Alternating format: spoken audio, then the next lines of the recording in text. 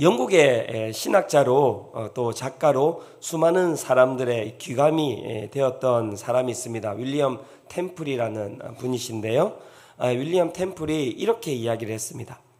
나에게 햄릿이나 리어왕 같은 희곡을 주면서 그런 희곡을 써보라고 해봤자 소용없는 일이다. 그것은 셰익스피어나 할 수 있는 일이지 나는 할 수 없는 일이기 때문이다. 마찬가지로 예수님의 삶과 같은 삶을 내게 보여주면서 그런 삶을 살라고 해도 소용없는 일이다. 예수님께서는 그렇게 하실 수 있어도 나는 할 수 없기 때문이다. 이 어마어마한 신학자거든요. 그리고 많은 사람들이 그 당대 이 윌리엄 템플을 갖다가 너무나 존경했는데 이 사람이 뭐라고 이야기하고 있냐면 자신이 예수님의 그 삶을 절대 따라서 살 수가 없다라고 이야기를 하고 있는 것입니다. 그러면서 이렇게 또 이야기를 하고 있습니다. 그러나 잘 들어보십시오. 셰익스피어의 재능이 내게 들어와 내 안에 거한다면, 그의 재능이 내 가운데 함께 한다면 그것이겠죠. 그죠? 나도 그런 희곡을 쓸 수 있을 것이다. 그리고 또한 예수님의 영이 내게 들어와 내 안에 거하신다면 그때는 나도 예수님과 같은 그런 삶을 살 수 있을 것이다. 이렇게 이야기를 하고 있는 것입니다. 즉 내가 가지고 있는 나의 인격으로는, 내가 가지고 있는 나의 그 모든 것으로는 예수님을 따라 살 수 없지만 내가 예수님을 따라 살 수 있는 유일한 길이 있다면 그것은 무엇입니까? 예수님의 영이 내 가운데 함께 하실 때 내가 그 예수님을 따라서 살 수 있다. 이렇게 이야기를 하고 있는 것이죠. 이것이 바로 오늘 우리가 고백하는 나는 성령님을 믿습니다에 대한 내용입니다. 우리가 계속해서 우리가 무엇을 믿는지에 대해서 계속해서 살펴보고 있는데요. 우리가 오늘부터는 이제 성령님에 대해서 우리가 한번 살펴볼 텐데요. 나는 성령님을 믿습니다라고 이야기할 때 그 의미는 무엇이냐면 우리가 예수 그리스도를 따라서 살아가야 되는 삶인데 그 삶을 살 수 없기 때문에 우리는 무엇을 받아야 된다고 이야기하고 있습니까? 성령님을 우리가 받아야 된다라고 이야기를 하고 있는 것이죠. 제가 방금 이야기 드렸듯이 기독교, 예수교, 그리고 그리스도교, 이 우리가 이야기하는 이 기독교는 어떤 종교입니까? 예수님을 따라 사는 종교입니다. 예수님을 따라가는 삶을 살아가는 종교가 바로 기독교이죠. 예수교입니다.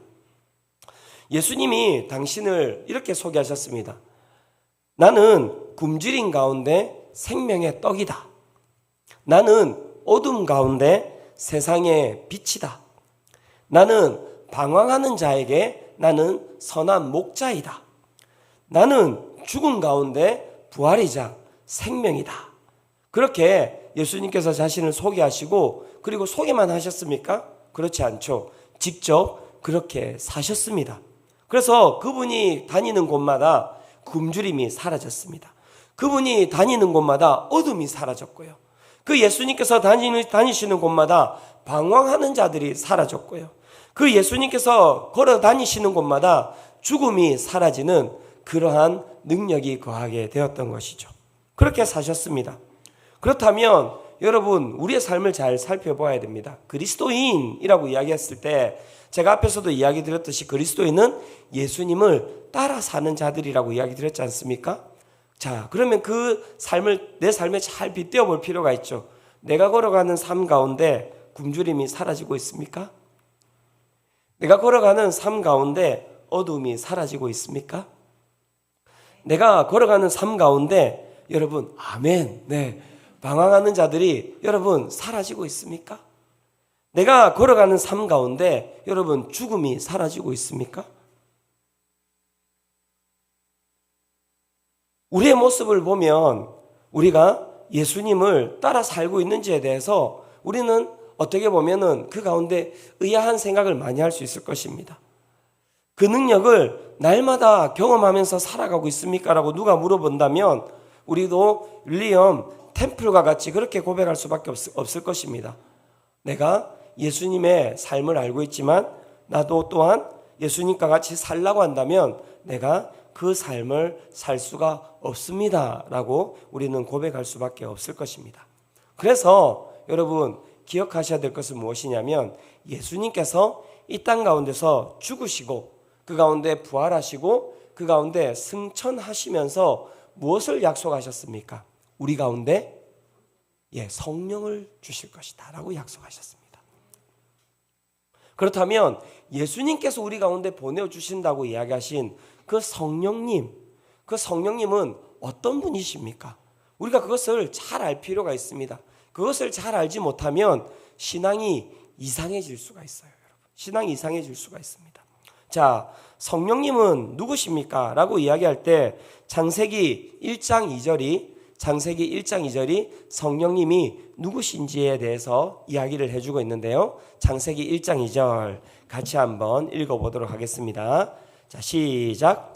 땅이 혼돈하고 공허하며 흑암이 깊음 위에 있고 하나님의 영은 수면 위에 운행하시니라. 자, 여기에서 누가 나옵니까? 하나님의 영이라고 해서 성령님이 여기에 나오고 계시죠. 즉 성령님은 어떤 분이십니까? 태초부터 계셨던 분이십니다. 성령님은 어떤 분이십니까? 하나님께서 이 땅을 갖다가 창조하실 때 함께 그 하나님과 이 땅을 동일하게 창조하신 분이십니다.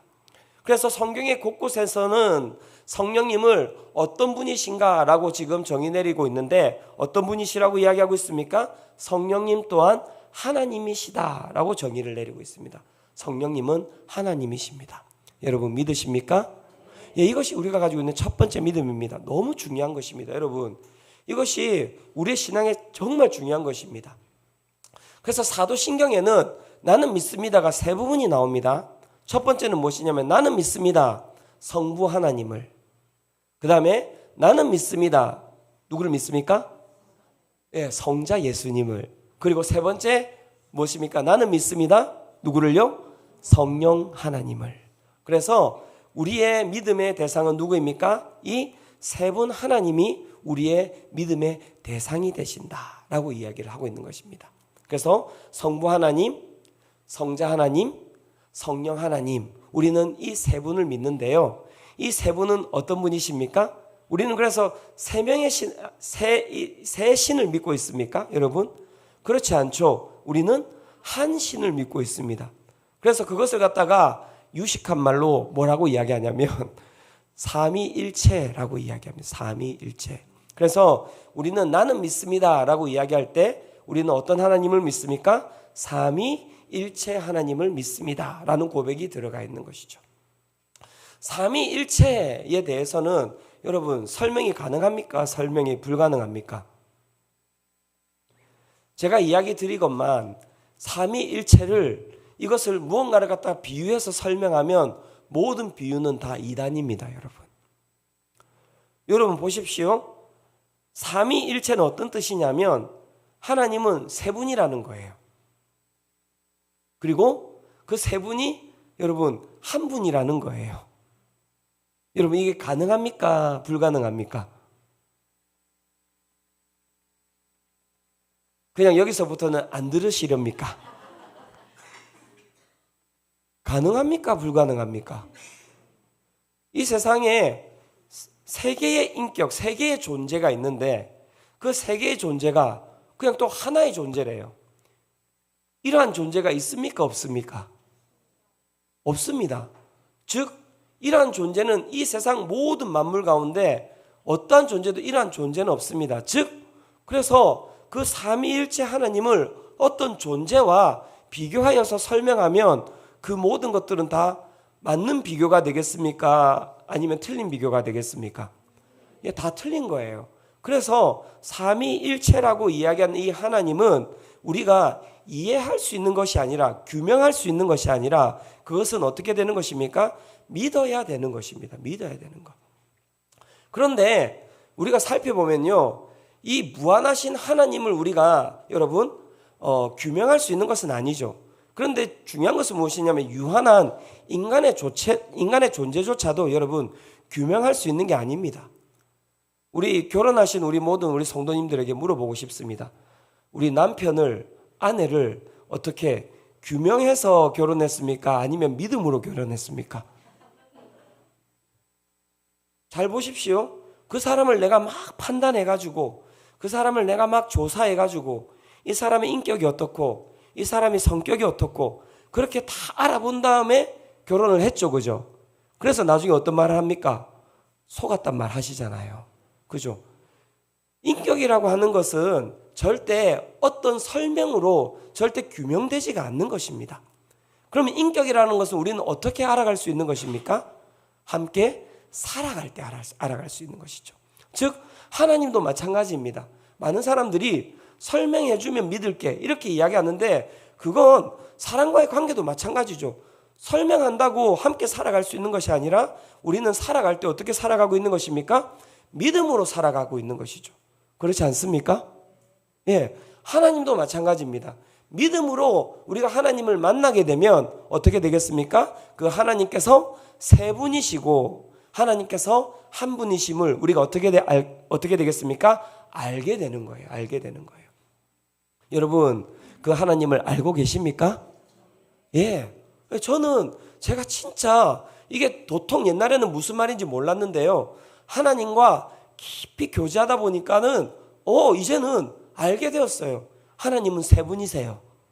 성부 하나님, 성자 예수님, 성령 하나님. 그런데 이 세 분이 어떻게 해요? 한 분이세요. 그냥 한 하나님이세요. 저는 이제 이것을 알고 있습니다. 어떻게 해요? 하나님과 함께 살아가고 있기 때문이죠. 그래서 오늘도 그것에 대해서 규명하려고 하시는 분들이 계시다면 그 규명하고자 하는 것들을 잠시 내려놓으시고 믿음으로 하나님께 나아가시기를 축원합니다. 이것이 이제 첫 번째 우리가 성령님에 대한 우리의 믿음입니다. 성령님은 어떤 분이십니까? 하나님이시라는 거예요. 즉 성령님은 하나의 인격이라고 이야기를 하고 있는 것입니다. 그렇다면 그 인격체이신 성령님은 우리 가운데 어떤 관계를 맺고 계시는 분이실까요? 왜냐하면 성부 하나님도 한 인격으로서 우리와 관계를 맺고 계시죠. 어떻게 관계를 맺고 계십니까? 천지를 창조하시고 그리고 어떻게 해요? 전지전능하시고 그리고 그분이 우리의 무엇이 되십니까? 아버지가 되시는 거예요. 그래서 우리는 그 아버지 되시는 하나님과 어떻게 해요? 풍성한 교제를 누리고 있죠. 너무 좋지 않으세요? 전능하신 하나님과 함께 가고 있잖아요. 그죠? 그분이 내 아버지가 되시잖아요. 안 좋으세요? 왜? 저 너무 좋은데? 예, 너무 좋아요. 성자 예수님, 그분은 어떤 분이십니까? 완전한 신이시고 완전한 인간이시고 이분도 우리가 규명할 수 없는 분이에요. 완전한 신이시고 완전한 인간으로서 우리의 구원자가 되시고 그죠? 우리를 위해서 이 땅에 정말 육체를 입고 내려오셔서 나를 위해서 내 죄를 위해서 죽으시고 또한 그리고 부활하셔서 우리의 부활 소망이 되셨잖아요. 그리고 승천하셔서 이 땅을 심판하러 오실 그 예수님과 여러분 교제하고 계십니까? 네. 그 예수님이 저는 너무 좋아요. 왜요? 그 예수님 때문에 제 모든 죄값이 다 사하여졌기 때문에 나는 의인이 되었기 때문에 그 의인으로서 나는 그 전지전능하신 하나님과 만나면서 교제할 수 있기 때문에 너무 좋은 거예요. 그렇다면 성령님도 하나님이시고 한 인격이라고 이야기하시는데 이 성령 하나님은 우리의 삶에 어떤 관계를 맺으시는 것일까요? 오늘 그것을 우리가 한번 살펴보고자 합니다. 첫 번째 성령 하나님은 어떤 분이십니까? 보혜사이시다. 이렇게 얘기해요. 보혜사. 요한복음 14장 16절인데요. 같이 한번 읽어보도록 하겠습니다. 요한복음 14장 16절 함께 읽겠습니다. 자, 시작. 내가 아버지께 구하겠으니 그가 또 다른 보혜사를 너희에게 주사 영원토록 너희와 함께 있게 하리니. 자, 여기서 성령을 어떻게 표현하고 있습니까? 보혜사다라고 이야기하고 있습니다. 보혜사라는 말이 우리 한글이지만 너무 어렵지 않습니까? 우리가 안 쓰는 단어거든요. 그래서 차라리 원어를 보는 게 훨씬 낫습니다. 그래서 헬라어를 살펴봤더니 헬라어에는 파라클레토스라는 단어를 쓰고 있는데요. 이 파라클레토스라는 단어가 무엇인지 살펴봤더니 위로자, 돕는 자라는 뜻을 가지고 있는 것입니다. 즉 성령 하나님은 우리와 교제하실 때 어떤 분이시라고 이야기하고 있습니까? 우리의 위로자가 된다고, 우리의 돕는 자가 되신다라고 이야기를 하고 있는 것입니다. 예수님께서 이 땅 가운데 오셨을 때 어떤 사역을 하셨습니까? 위로의 사역을 하셨습니다. 그렇죠? 인간을 돕는 사역을 하셨습니다. 그래서 예수님께서 승천하시면서 성령님을 보내주신다라고 이야기를 하셨는데요. 그 성령님께서 우리 가운데 오셔서 첫 번째 하시는 역할이 무엇인가라고 이야기할 때 위로자로 돕는 자로서 우리가 먼저 그 예수님이 어떤 분이신지를 우리의 삶이 경험토록 하게 해주세요. 경험토록. 그래서 성령님이 우리 가운데 계시면 우리가 예수님을 알 수밖에 없습니다.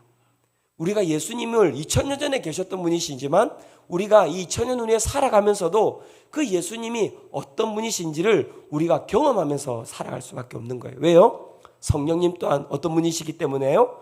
위로자이시고 돕는 자이시기 때문에 그런 것이죠. 그래서 제가 앞에서 이야기 드렸지 않습니까? 예수님께서 걸어가시는 길에 어떤 일이 있었다고요? 어둠이 사라졌습니다. 예수님께서 걸어가시는 길 가운데 어떤 일이 있었다고 이야기했습니까? 굶주림이 사라졌어요. 예수님께서 걸어가시는 길 가운데 어떤 일이 있었다고 이야기했습니까? 그 가운데 죽음의 권세가 사라졌습니다. 예수님이 걸어가시는 길 가운데 어떤 일이 있었습니까? 여러분, 아픈 자들이 그 가운데 회복되는 그런 일들이 있었다는 거예요. 그래서 성령님께서 우리 가운데 오시면 그 위로의 사역, 그 돕는 사역, 그 예수님의 그 사역이 우리의 삶 가운데 동일하게 일어나는 것을 우리가 맛보게 되는 것이죠. 사랑하는 성도 여러분, 성령님을 여러분 받으시기를 축원합니다. 그래서 저는 성령님을 받았어요. 성령님께서 제 가운데 계세요. 그래서 저는 그 2000년 전의 그 예수님을 저는 오늘 이 2024년에 동일하게 저는 경험하면서 살아가고 있습니다. 제가 매주 이 단위에 서는 게 성도 여러분 기적입니다. 아십니까? 기적이에요. 저는 매주 저는 그 하나님의 예수님의 치유를 받으면서 살아가고 있습니다. 제가 그 분당 우리 교회에서 그 대학부 사회 가다가 공황장애가 왔거든요. 제가 이야기 들었죠. 공황장애가 온 지가 제가 이제 14년째입니다. 단에만 올라오면 이게 확 올라와요. 제가 여러분들을 쳐다보고 있는 것처럼 보이죠. 여러분들 안 보고 있어요. 여러분들과 이 위에 있는 천장 그 사이에 미묘한 것을 저는 쳐다보고 있습니다. 왠 줄 아세요? 여러분들의 눈빛을 딱 쳐다보면 공황이 와요, 제가. 그래서 지금 앞에 선풍기 틀어놨잖아요. 왜 틀어놨는지 아십니까? 삐끗 잘못해가지고 눈빛을 딱 쳐다보면 확 올라오거든요. 그러면 땀이 막 비처럼 내려와요. 그래서 막 제가 무슨 말을 하는지를 몰라요. 매주가 그런 일이 저한테 벌어집니다. 매주가. 그런데 제가 요즘은 눈을 맞추려고 하고 있어요. 최은희 집사님, 네. 김주래 순장님, 네. 제가 저 뒷방에서, 창고에서 설교를 준비하면서 기도합니다. 성령님, 오늘 제 마음 가운데 찾아오셔서 저를 치유하여 주시옵소서. 제가 단에 올라가는데 두렵습니다. 성도들의 눈빛을 보면 두렵습니다. 주님, 제 가운데 있는 공황이 사라지게 해주시고 이제 저는 허공 바라보면서 설교하고 싶지 않습니다. 성도님들의 눈빛을 바라보면서 설교하고 싶은데 주님, 10년이 넘게 제가 눈빛을 바라보고 설교하지 못하는데 주님, 치유하여 주시옵소서. 요 근래 막 하나님께서 은혜를 주세요. 지금은 제가 미묘하게 공간을 바라보고 있는 게 아니라 성도님들의 눈빛을 바라보면서 설교하고 있는 거예요. 이것이 저의 힘이 아님을 믿으시기를 축원합니다. 저 약 안 먹습니다, 여러분. 약 안 먹어요. 네. 또 약 드시는 분들 끊지 마세요. 드세요. 일단 드시는데 성령님의 그 위로와 성령님의 도우심도 한번 경험해 보세요. 저는 전적으로 의지하면서 그분께 제 삶을 드렸더니 제 삶 가운데 이런 능력이 있지 않습니까? 오늘 목소리가 이렇지만 주님께서 제 목소리를 붙들어 주셔서 3부 끝나고 사역반도 너끈히 감당하게 할 줄로 믿습니다. 예. 그죠?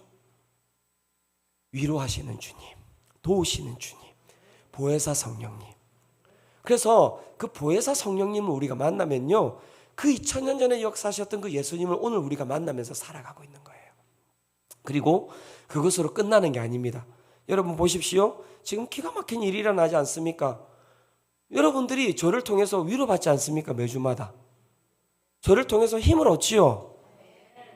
그럴 이유가 없으면 저 내려갈게요, 그냥. 여기 있을 이유가 뭐가 있습니까? 예. 여기 있을 이유가 없어요.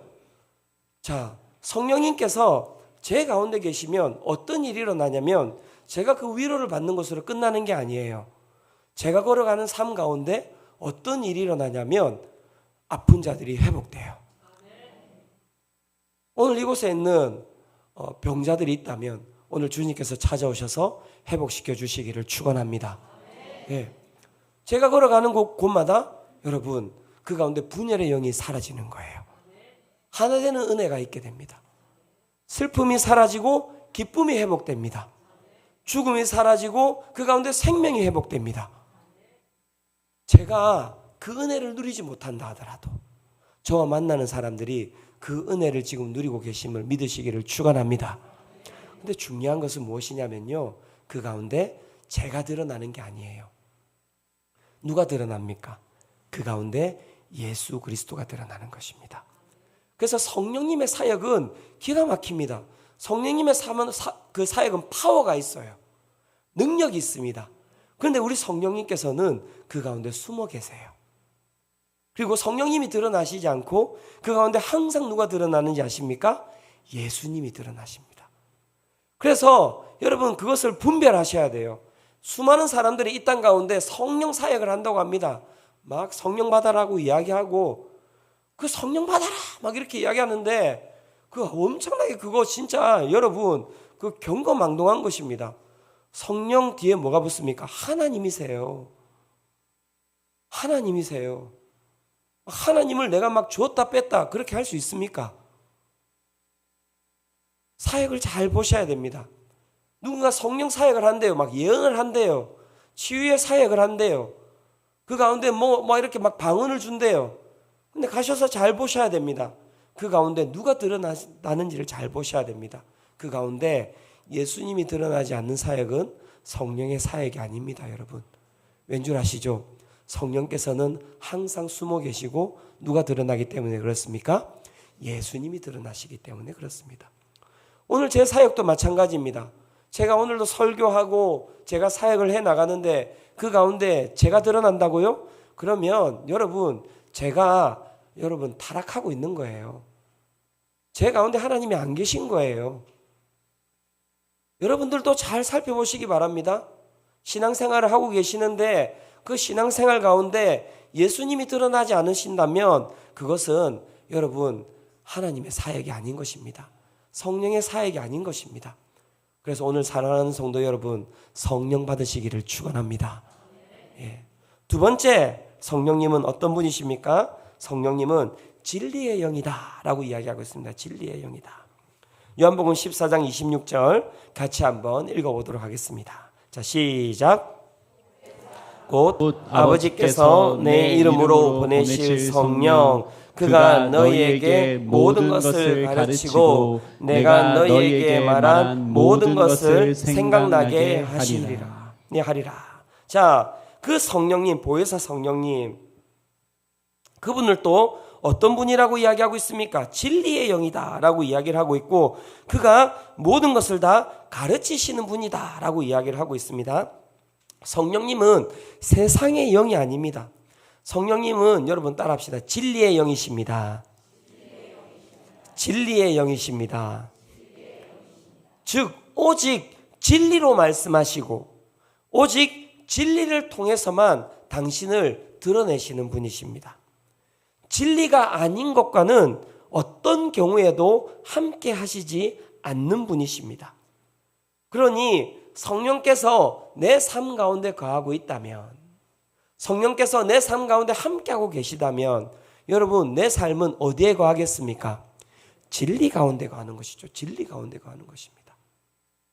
그러니까 여러분 생각해 보십시오.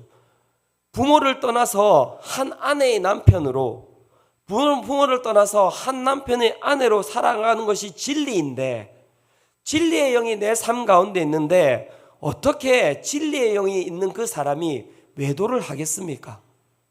말이 안 되는 거예요.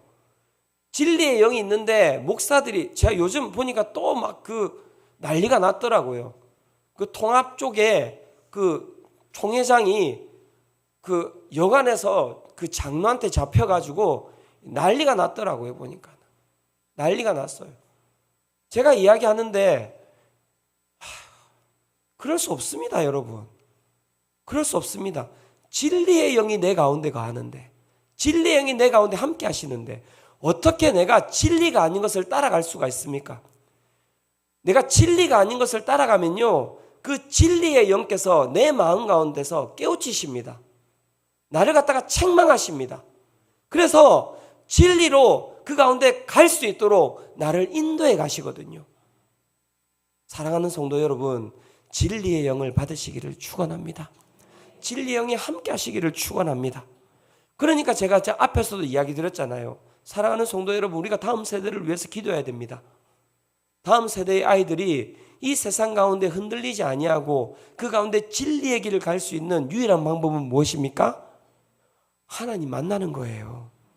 성령님을 만나는 거예요. 그들의 영 가운데 진리의 영이 거할 때 우리 아이들이 어떻게 살아갈 수 있겠습니까? 그 가운데 진리로 살아갈 수 있는 것이죠. 그래서 약자를 돌볼 수 있는 거예요. 이 아이들이 그 가운데서 서로 우애할 수 있는 것이죠. 진리의 영이 거하는데 어떻게 학폭을 할 수 있겠습니까? 어떻게 왕따를 시킬 수 있겠습니까? 왕따를 시킨다 할지라도 여러분 그 가운데 어떤 일이 벌어지겠습니까? 진리의 영께서 그 마음 가운데 찾아오셔서 그 마음을 깨우치시겠죠. 그 마음을 뭐라 하시겠죠. 그러면 당연히 어떤 일이 일어나겠습니까? 가서 사과해야죠. 그런 일들이 일어날 수밖에 없는 것 아니겠습니까? 그 아이들이 여러분 바르게 클 수 있는 유일한 길, 그것은 다른 것이 없습니다. 진리의 영이 그 가운데 함께 하실 때 우리 다음 세대가 올바르게 커갈 줄로 믿습니다. 그래서 우리는 우리 다음 세대를 위해서 기도해야 되는 것이죠. 사랑하는 성도 여러분, 다시 이야기 드립니다. 요 간지 그냥 다른 데 두시지 마세요. 이거 놓고 날마다 기도하셔야 됩니다. 우리 아이들이 주님 만나게 하여 주시옵소서. 하나님의 영이 그 가운데 거하게 하여 주시옵소서. 그렇게 우리가 기도하며 나아갈 때 정말 우리 아이들이 성령 하나님을 만날 줄로 믿습니다. 그렇다면 여러분, 우리가 성령 하나님을 만났다는 것을 어떻게 알 수 있을까요? 여러분, 성령 하나님을 만나셨습니까? 우리 옆에 있는 분들에게 한번 물어보시겠어요? 성령 하나님을 만나셨습니까? 한번 물어보시겠습니까? 답은 하지 마시고요. 네.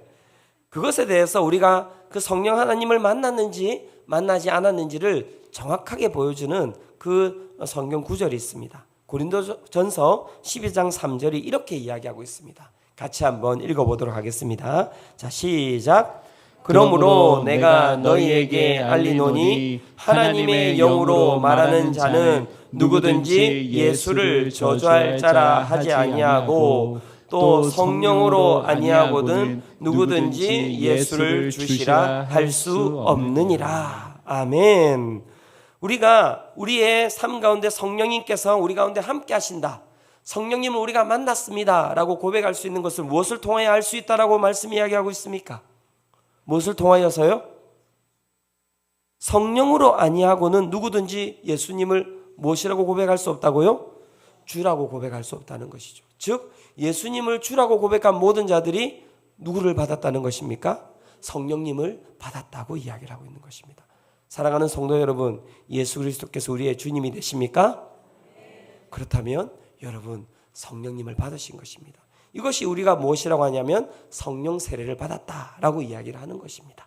그렇다면 성령님을 받았다라고 하는 것으로 끝이 나는 걸까요? 그렇지 않습니다. 성령 세례를 받은 사람이 그 다음에 집중해야 되는 것이 있습니다. 그것은 무엇이냐면 날마다 우리의 영혼 가운데 있는 이 성령님을 충만케 하는 거예요. 충만케 하는 겁니다. 그래서 우리는 성령의 충만함으로 살아가지 아니하면 그 가운데 어떤 일이 일어나겠습니까? 우리의 영혼 가운데 세상의 영이 들어오는 거예요. 세상의 영이 들어오면 우리를 어디로 이끌어 가겠습니까?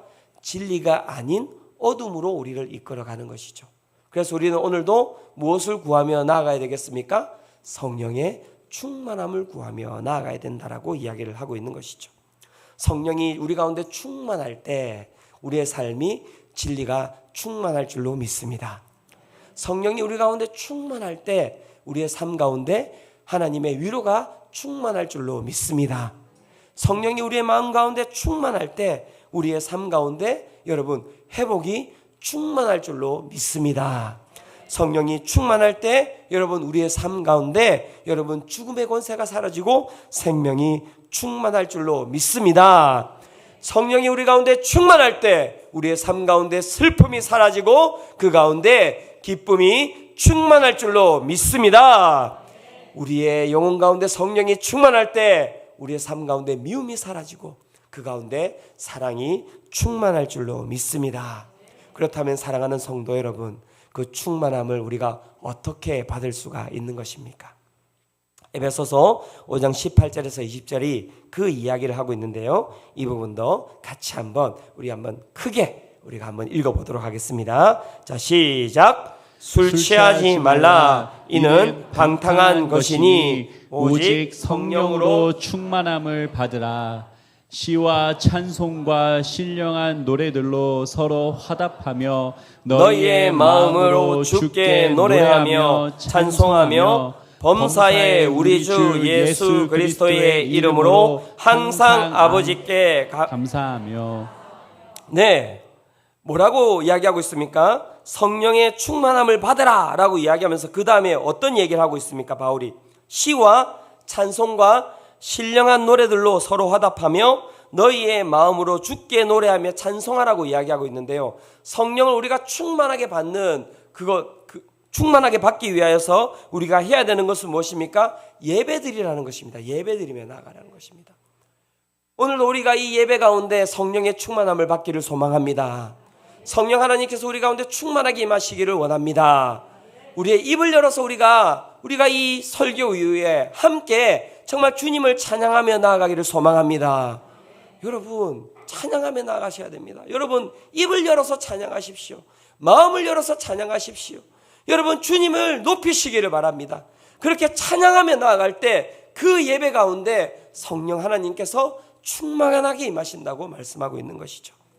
세상이 그걸 다 알고 있습니다. 여러분 아십니까?